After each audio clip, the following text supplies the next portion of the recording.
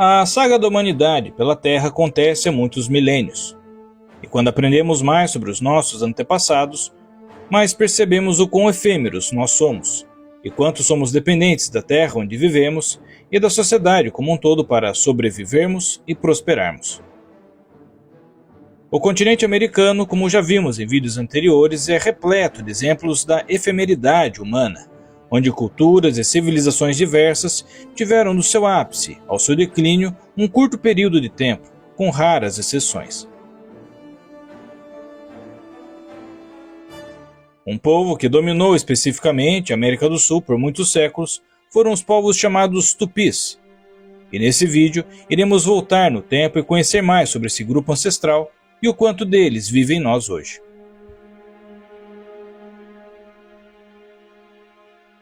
Dos povos que migraram para o continente sul-americano, especificamente na região amazônica, surge um grupo que desenvolveu uma linguagem específica e que se tornaria o grupo linguístico ou tronco chamado Tupi.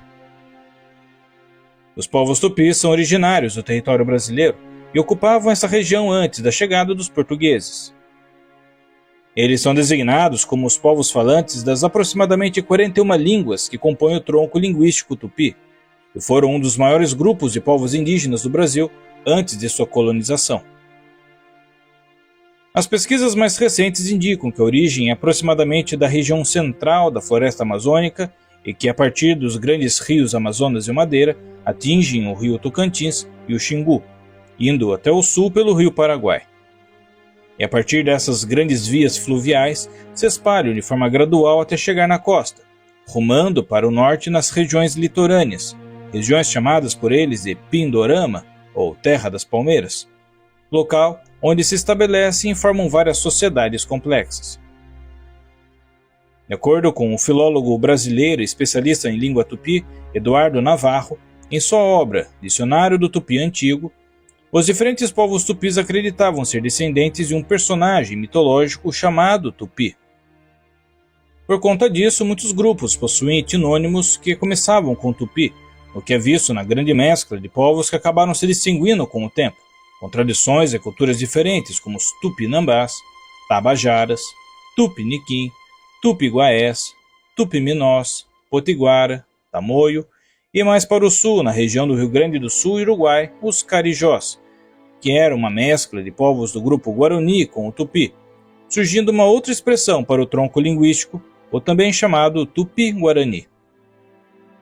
É importante salientar que os Guaranis eram povos de um grupo diferente e que com o tempo acabaram se mesclando com os Tupis. Em vídeos futuros pretendo fazer um vídeo dedicado a esse grupo, narrando sobre a sua sociedade e seu legado. Por isso se inscreva para não perder os próximos vídeos e ative o sino de notificações para assistir em primeira mão. E já aproveite e deixe um joinha no vídeo, isso ajudará muito o canal. A saída de índios tupis da Amazônia não é um evento tão recente como se imaginava. Um novo estudo, usando análise antracológica, encontrou evidências de habitação humana na região onde hoje está o município de Araruama, no Rio de Janeiro, há 2.920 anos. De acordo com Rita Schilebert, professora de Arqueologia do Departamento de Antropologia do Museu Nacional, vinculado à Universidade Federal do Rio de Janeiro, o aparecimento de datas cada vez mais antigas no sul, sudeste e nordeste do Brasil nos últimos anos tem mudado o paradigma a respeito da ocupação, e segundo ela, a hipótese mais aceita até o momento, baseada em dados linguísticos, considerava que a saída dos tupis da Amazônia não poderia ter ocorrido antes de cerca de 2.500 anos atrás.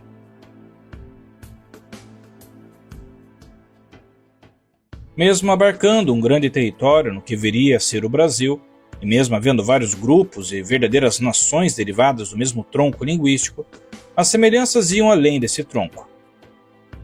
As formas de organização social, religiosa e até militar eram muito semelhantes, levando em conta, claro, alguns traços de cada região. É importante ressaltar que o termo tupi abrange diferentes povos, como os tupinambás, os tumbalalá e outros como vimos antes. Por exemplo, os Tupi-Guarani, que fazem parte do tronco linguístico tupi, organizavam suas aldeias com uma população próxima de 500 habitantes. Além disso, eram politeístas, com deuses relacionados a elementos da natureza. A religião foi um elemento muito presente entre esses povos, onde sempre houve uma proximidade dos elementos da natureza com o panteão que acreditavam.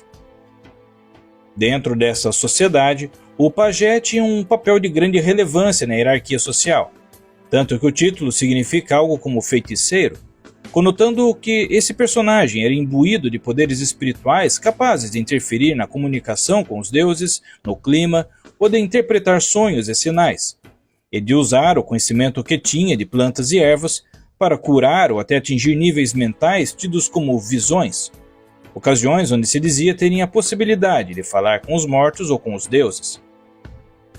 E além desses poderes, eles eram os responsáveis de passar adiante as tradições orais e regras espirituais para a comunidade onde viviam.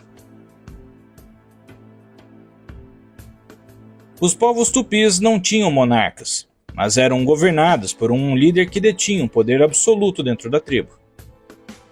Cada nação tupi utilizava um termo específico para fazer referência ao chefe político que tinham. Por exemplo, são usados os termos Murumuksawa, Tabixaba e Taxawa. Os termos cacique foi atribuído pelos portugueses e espanhóis para se referir aos chefes indígenas das tribos do Novo Mundo, e a origem foi importada de tribos aruaques do Haiti que se chamavam cacique, e que acabou sendo adaptado e aplicado dessa forma no território brasileiro. E esse líder tem como responsabilidade administrar, organizar e proteger a tribo, sendo responsável de aplicar as regras da aldeia, tendo que punir aqueles que atrapalhavam a ordem social. Além disso, a divisão de tarefas como caça e pesca é um de seus atributos, e por último, definir a necessidade de se guerrear ou não. A estrutura das aldeias das várias nações tupis era também complexa e poderiam variar de região para região, sendo que cada grupo local se compunha de cerca de 6 a 8 malocas, que eram grandes cabanas comunitárias feitas de madeira e folhas de palmeira ou palha, e as populações dessas tribos giravam em torno de 200 a 600 indivíduos. As malocas desempenham um papel importante na vida das comunidades indígenas, servindo como espaços para reuniões, rituais, convívio social e abrigo coletivo. Elas são construídas de forma colaborativa e refletem a conexão profunda desses povos com a natureza e o ambiente ao seu redor, e cada aldeia tem sua própria espécie de maloca, com características únicas que ajudam a distinguir um povo do outro. As divisões de trabalho se davam de acordo com o gênero, onde homens caçavam, pescavam e guerreavam, e as mulheres cuidavam dos filhos, da casa e da agricultura local. Com relação a casamentos, o mais desejável era o casamento entre tios maternos e suas sobrinhas, chamado casamento avuncular, ou entre primos para manter a coesão das tribos. Mas para se casar, o homem devia se provar um guerreiro digno para isso, trazendo pelo menos um cativo de guerra para sacrifício.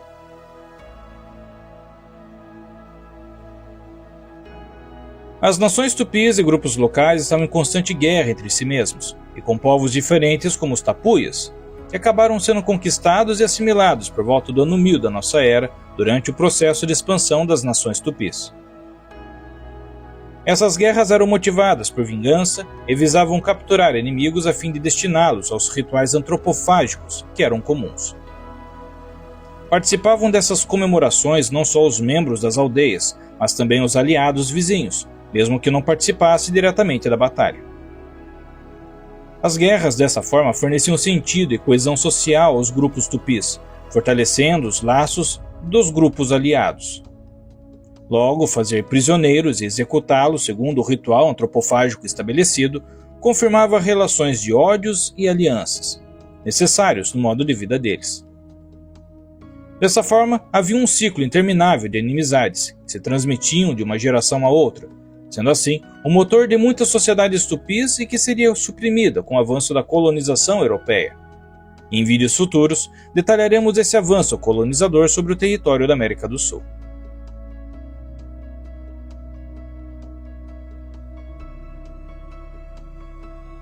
Mesmo havendo uma forte determinação europeia de exterminar a cultura indígena não só dos tupis, mas de várias outras culturas sul-americanas, esses povos ainda estão presentes, mesmo que em pequena escala nos países que surgiram no continente.